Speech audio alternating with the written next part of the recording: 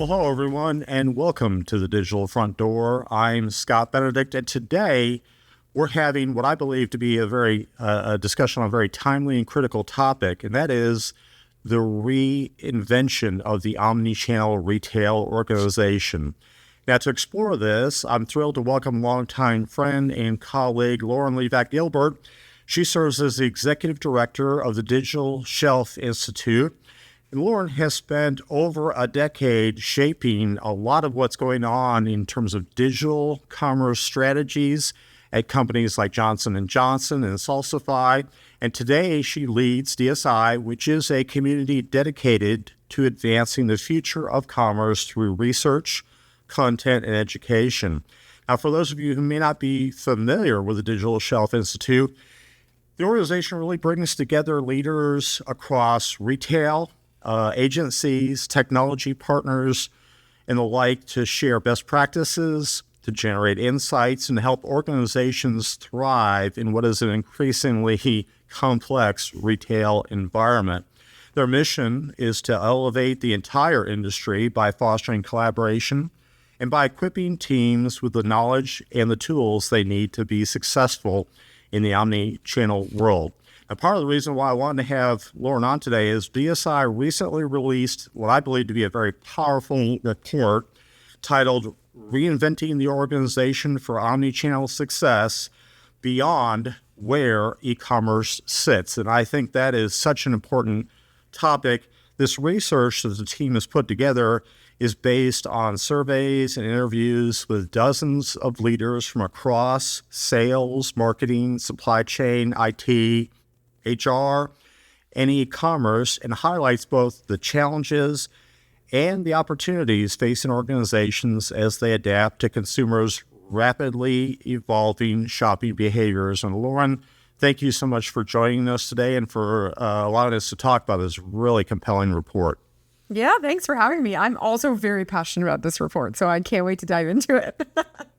Well, let's kind of start by maybe framing up a little bit of what the report is trying to tell us. The report opens by noting that leaders are still, in the view of the team, asking the wrong question about where does e-commerce sit in my organization. And I think instead, the report really indicates that it's really about transforming the whole business around how consumers shop. And I'm wondering if you can kind of explain why you think that shift in mindset is so essential, both for retailers and for consumer brands. Yeah, of course. I mean, I think it's interesting because it's an age-old question, right, Scott? I mean, I've been asked this question for almost every year I've been in this industry, right? Like, how do I structure my team? What does success look like? Where does e-commerce sit? And I went into this research and these interviews thinking I would ask that question, like, where does e-commerce sit? Is it in sales or marketing? And like, what works well and what doesn't work well? And coming out of it, I really was like, wow, that's the wrong question to ask. And I was like, wait a second, we're asking how to fit a square peg into a round hole. We're saying, how do we fit e-commerce into an organization that was built for in-store and that hasn't fundamentally really changed the way that they work? And so I came out of it really, to your point, saying, we need to think about how we structure to meet the consumer needs, and we need to think in a channelless way. And that's not the way organizations are structured today. And there's pieces of operations that might match that, where brands are trying to be more nimble. They're trying to have faster decision-making. They're trying to bridge silos. But the fundamental piece of this report is that we need to totally rethink how these brands were built and organized and operate moving forward. Because if not, many of them are going to get left behind by the small digital brands that started in someone's garage yesterday. You know, that's absolutely music to my ears, because I think some of us that were involved in e-commerce in the early days, and in the case of my career, I went back and forth between physical and digital, and many of us thought, well, at some point, this can't be two separate things. This needs to come together. But I think that one of the things that this report really underscored is the urgency and the need for change now, not as some down the road, we'll get to it eventually type of priority, but just some of the examples you cite. It's got a local angle for us here in Northwest Arkansas. 68% of Walmart's recent growth came from digital channels. And that kind of underscores just how central e-commerce has become in retailing total. And I'm curious, why do you think that some brands are still maybe a little bit hesitant to fully invest in an omni-channel? And what risks, in your mind, do these brands, and again, whether it's a retailer or a consumer brand, what are some of the risks that they take by not moving quick enough? I think to answer your first question, a lot of organizations are maybe in the double digits for e-commerce sales, right? So maybe 10, 15% when we're thinking CPG. I'm broad brush stroking, right? So a majority of their sales are still in store, and you have leadership that may not have grown up in digital, right? So they are using the playbook that they've used for the past X number of years. And that makes sense, right? Because that's what they know. But the playbook is changing. And just because the majority of your sales doesn't come from e-commerce does not mean that there aren't digitally influenced sales, that you're not driving discovery, that you're not building brand. And I think the challenge is it's not as tangible as the metrics that we've used for the past 150 years to measure in-store shopping. And so it can be hard to explain to people that don't fully understand it. And that's why even a big piece of this research, I underscore the need for education at every single level of your organization. I think we're starting to see organizations that have leaders that were grown up in digital, that truly understand it. And so they can have a different approach when they're building out their strategies. And they can say, I understand this is a huge piece of the puzzle. Let's think about the consumer journey from end to end. And let's not think of the in-store team and then the online team and then the social team separately. Let's think of them holistically. So I think that's to answer the first part of your question, that's what I would say. In terms of what they risk, I mean, to your point, this question has been around for a long time, but right now is such an inflection point because of the amount of change that is happening. I mean, if we think about, you recall this from your retail days, like planogramming, right? You maybe change the in-store planogram twice a year, maybe more, depending on the store. Amazon changed their requirements for what was needed for items being set up online 244 times last year alone.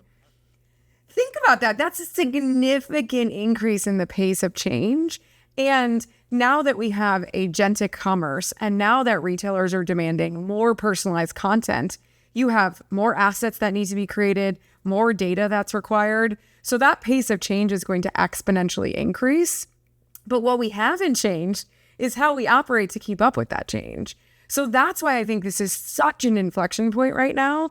You have those smaller digital brands I mentioned that are popping up in people's garages that are ankle biting at these long-standing brands, and they can be more nimble.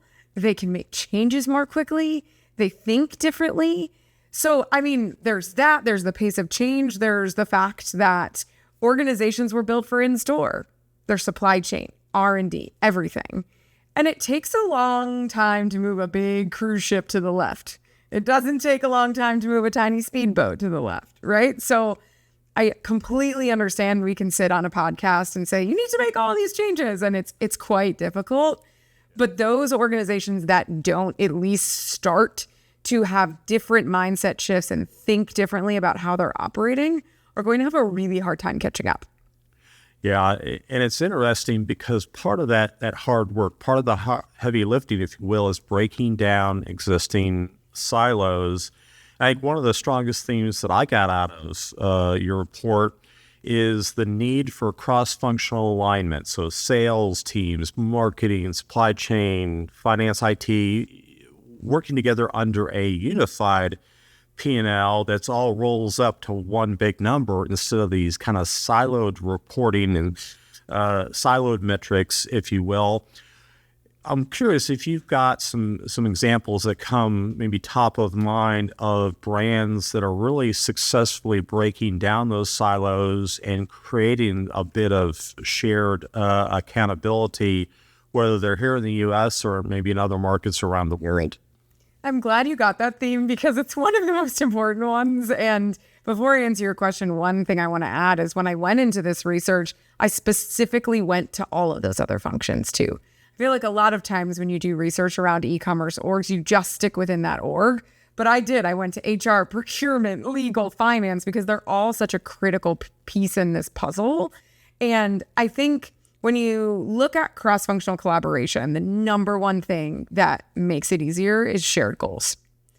If you have a sales team, so let's say you have a Walmart sales team and they only have an in-store number, and then you have an e-commerce team that has the e-commerce number, why would the Walmart team, whose bonus is probably attached to the in-store number, want to help the e-commerce team? Because they're not being measured against it, and their compensation, what they work for, is also not being measured against it. So why would you work together? The silos and the way that goals and objectives and bonuses and just ways of operating are built in these larger organizations are so that everybody kind of stays in their own lane and in their own silo. And that worked in a world where we just shopped in store and it was easy and everybody had the same metric. But there's a level of complexity now with the way that consumers shop that we need to adjust the way that organizations operate. So one of the examples in the report, and there's actually a visual of this that shows what shared goals could look like, this organization chose 3 goals. And they said across every function, you're all responsible for these 3 goals, and actually outlined, okay, supply chain, here's how you touch this. Legal, here's how you touch this. R&D, and so on. And so it was very clear for the person sitting in the seat to say, I know the value I'm driving towards this one unified North Star. We are all working together. Here are my partners, and here's who I work with. And the research shows in the data, those who have shared goals have a higher percentage of e-commerce sales. It logically makes sense, right? If you're working towards the same goal, then everybody's doing it together. And so you have more of that collective to achieve your overall results. Yeah, I think that makes total sense. And I witnessed that within my own career when a very critical role like a store manager got measured and compensated based on online sales that go through their store or that are in their local market.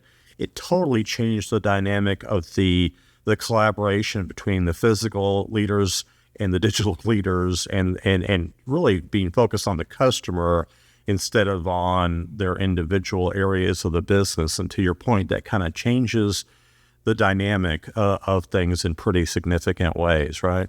Right. The underlying theme in all of this is change. And I think we forget that we're all human, right? Like change is hard. Humans don't really like change. And what gets measured gets managed, right? We are doing our jobs to make a salary. We have a bonus attached to it. We want to achieve our goals. And if you can change the human behavior to fit the overarching goal of the organization, that all makes sense. So I just encourage everyone who's going through these transformations right now and thinking about how to operate differently. Remember, every single thing you're talking about when you're talking about org structure is around human nature. So there's a lot of ways that you can tweak it. And that's what I tried to focus on in the report, because I can't sit here and say, hey, brand, here's a beautiful org structure on a piece of paper that's going to solve all your problems. Nobody can do that, right? Like, it's just not how it works. So instead, I focused on what are the mindset shifts and what are the actions that you can take no matter what size org, no matter what level of maturity, and you can start doing those now. And some of them have a high level of effort. Some of them have a lower level of effort. So just figuring out what makes sense for your org. Yeah, and start down the road. Start now. Yes. Yeah. Start yesterday. Exactly.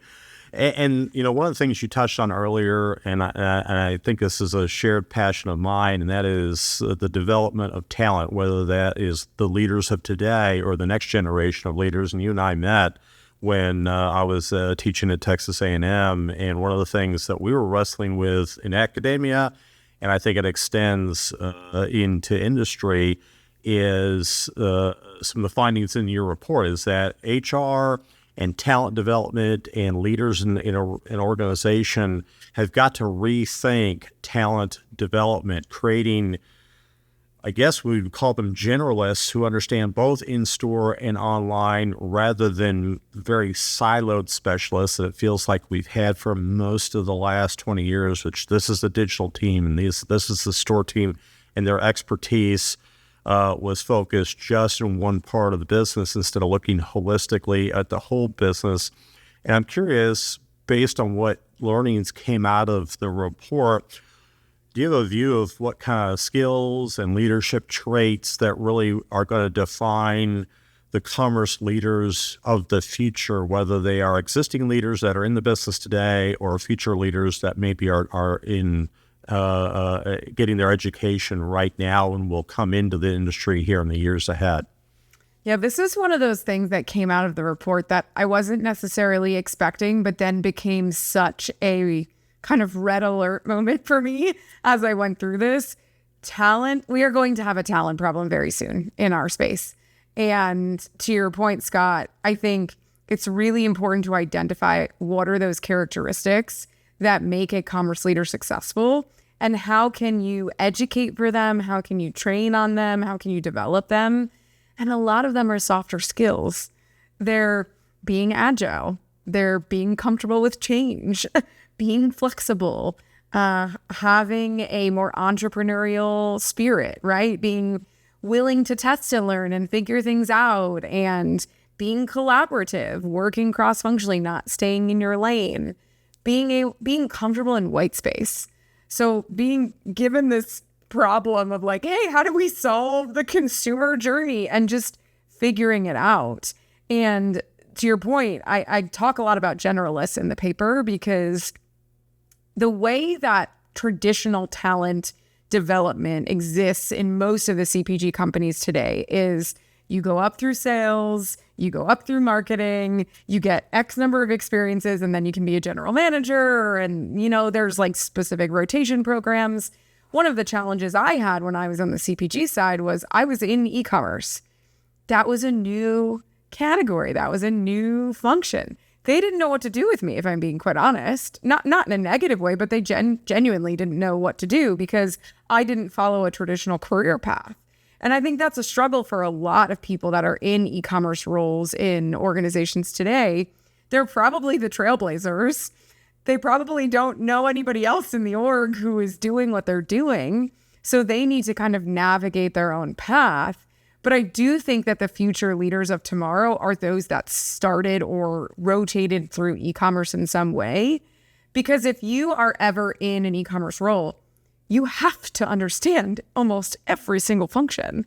And you have to see from a much higher vantage point across the entire organization, across the entire consumer journey, and be able to pull the right levers at the right time to be successful.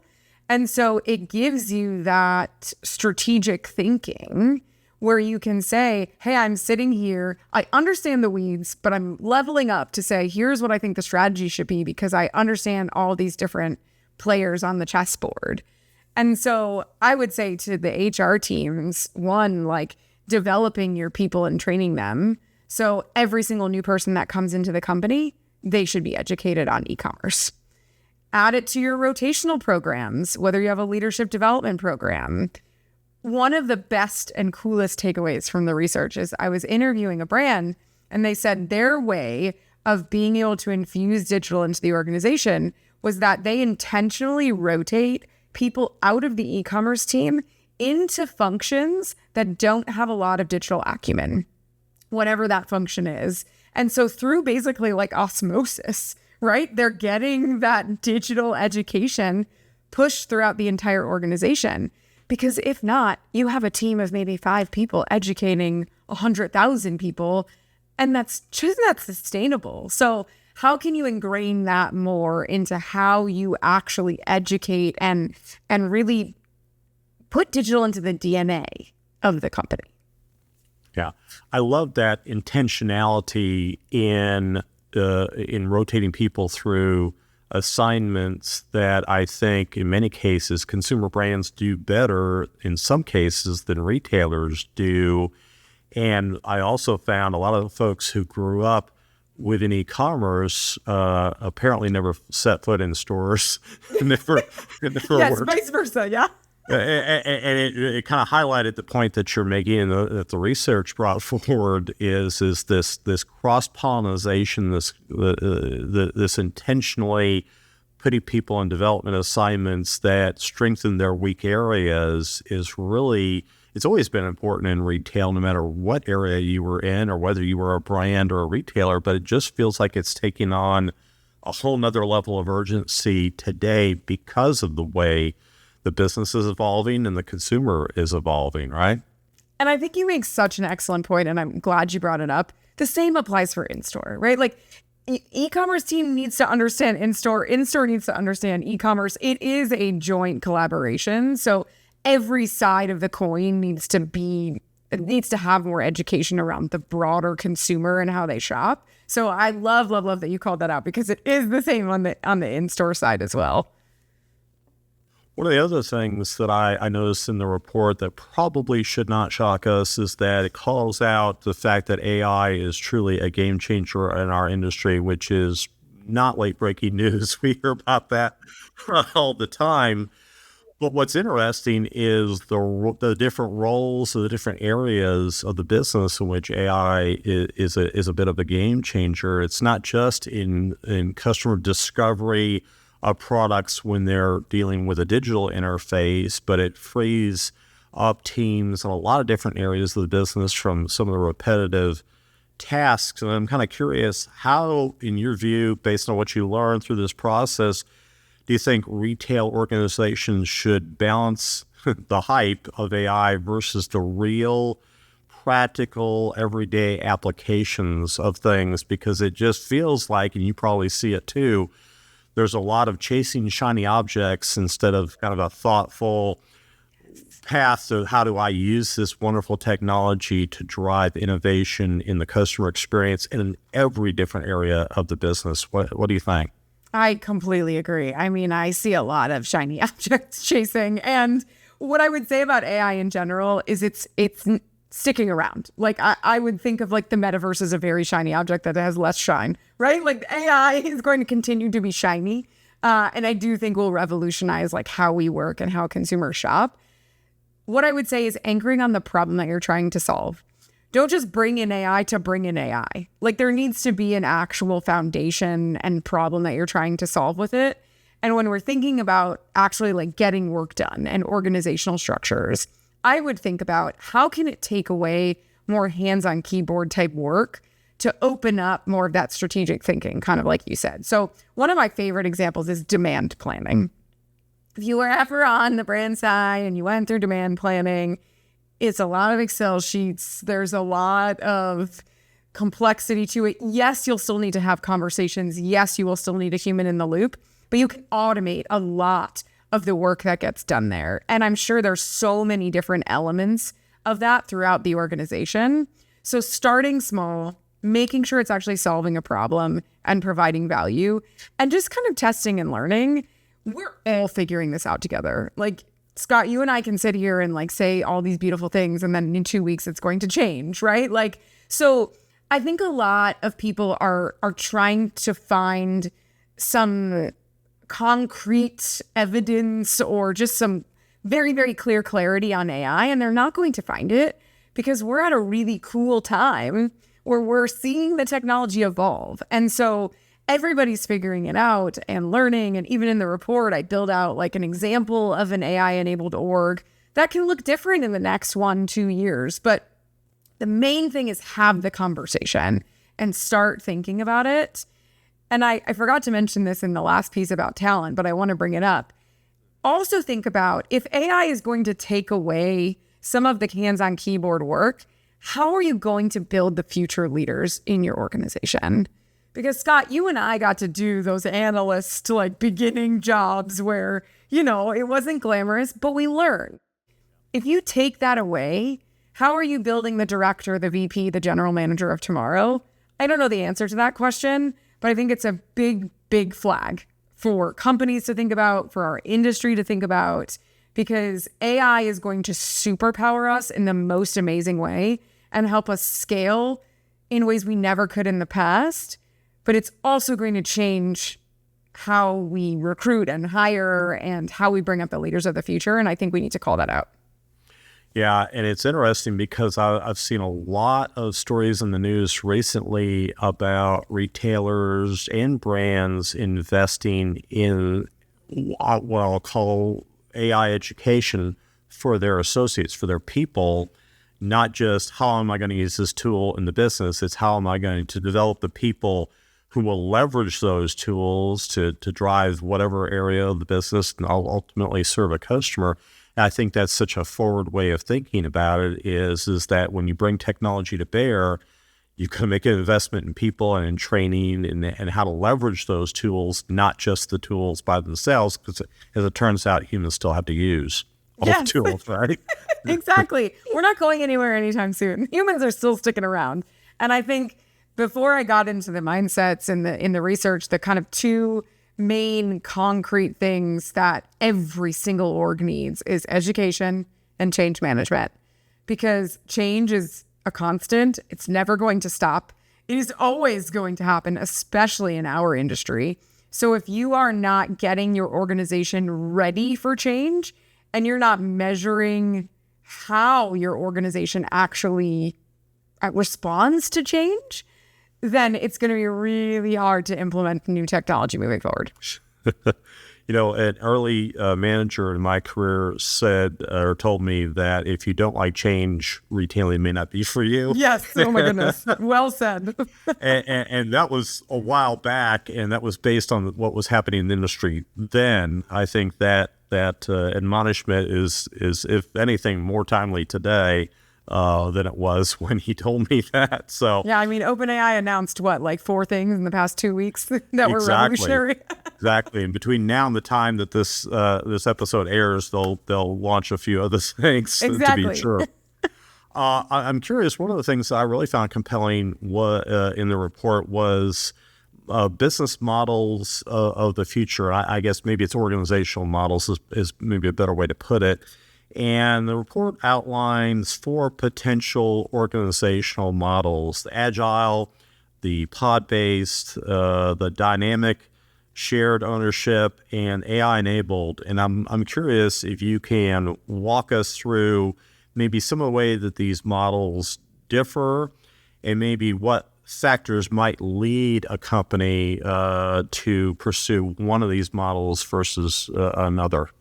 Yeah, so I remember how I said that there's no org structure I can give you on a piece of paper, but I wanted to give some examples of what could work and take pieces that make sense for your organization. There's a similar theme across all of them, and that is that you need to have agile decision-making, one unified strategy, and you need to think about each function across the entire consumer journey. So for example, if you're a marketer, you're just a marketer who knows digital, social, and in-store. You're not a digital marketer, an in-store marketer, and a social marketer. So those, I would say, are like the key themes across the board. When you think of the agile and the pod model, it's really about kind of bringing all of the players together. So if you look at the visuals in the report, and hopefully you download it and look at it, you can see that there's like a generalist who sits in the center, kind of like a GM, and you're pulling in all the right people to make the right decisions about a specific problem. So for example, you have a marketer who's attached to that specific need state. Then you have your legal team. Then you have like your commercial strategist, and they're all sitting in one, it can be virtual area, but you're working together as a pod for your specific brand. Dynamic shared ownership for me is really interesting. Bayer talks publicly about this. Please read about it. Please watch all their webinars. The way I describe it, and this is not the official way, is kind of like an amoeba. So if there's like a problem that happens, they put together a strike team. And you as an employee have a home team, like where you sit in your function, and an away team or a working team. If you're pulled into one of these problem teams, like let's say, for example, ChatGPT instant checkout, right, for Walmart, maybe you really need to get optimized for that. It pulls all of the right players, and then that becomes your sole focus for the next X number of days in that sprint to go and solve that problem. So they're moving with the flexibility of what's happening in the market while still having core business take place.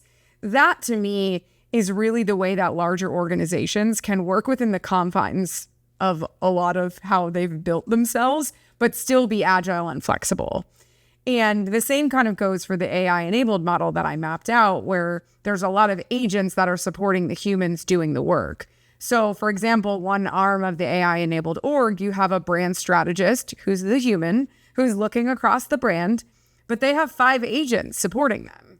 They have a content creation agent. They have a data agent that's pulling all the data and insights. They have a briefing agent that's writing all of the briefs for the content to get it created.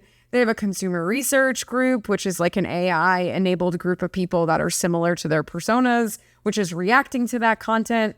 So the real theme here is flexibility and more of a holistic view of what's happening from a consumer perspective.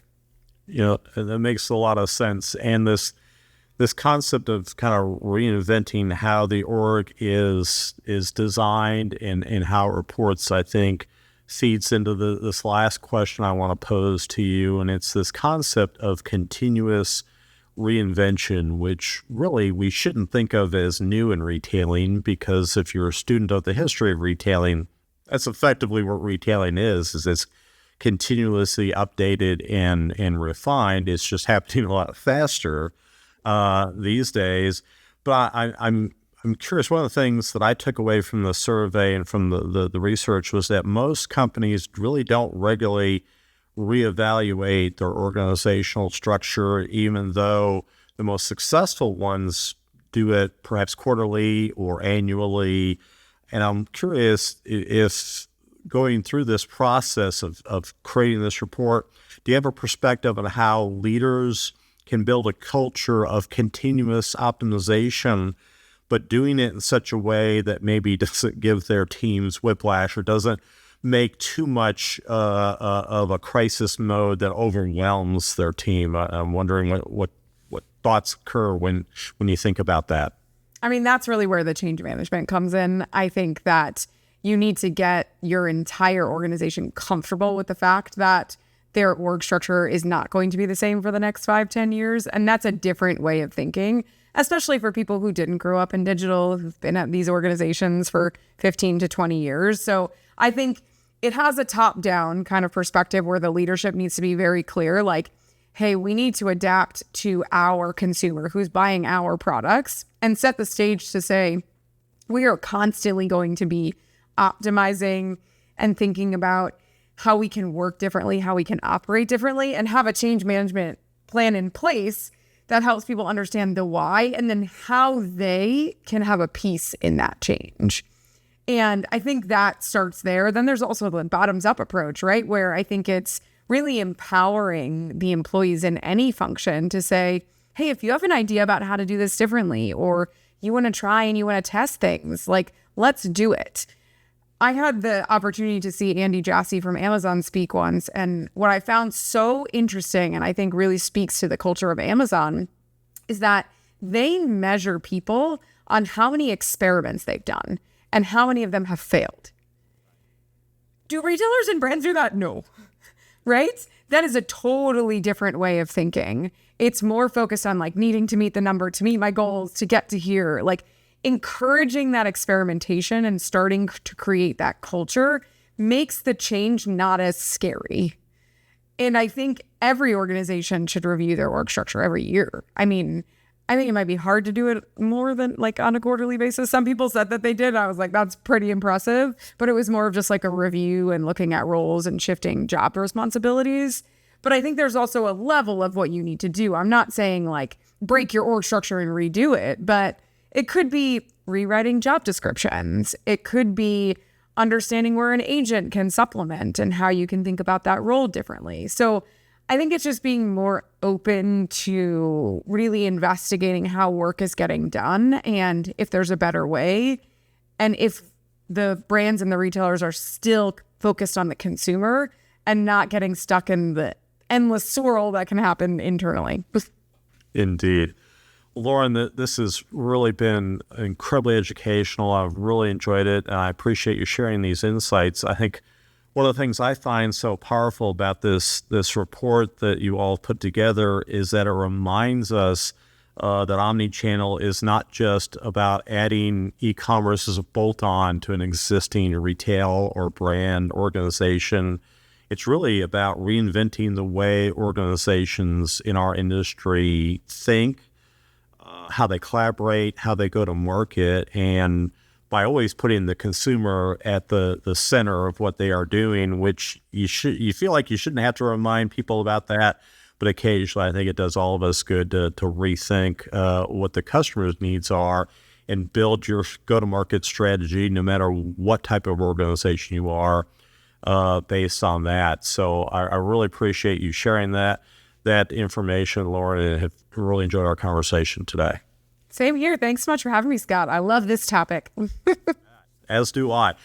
And for those of you that are watching, if you would like to download your own copy of this report, and I encourage it, you can visit the Digital Shelf Institute's website at digitalshelfinstitute.org. We'll put a link on the screen there. I really do encourage you to check it out because, in my view, it's a roadmap for any brand or any retailer who is serious about evolving and preparing their organization for success in the future. And with that, thanks again to Lauren for joining us today, and thank you for tuning in to the Digital Front Door. I'm Scott Benedict.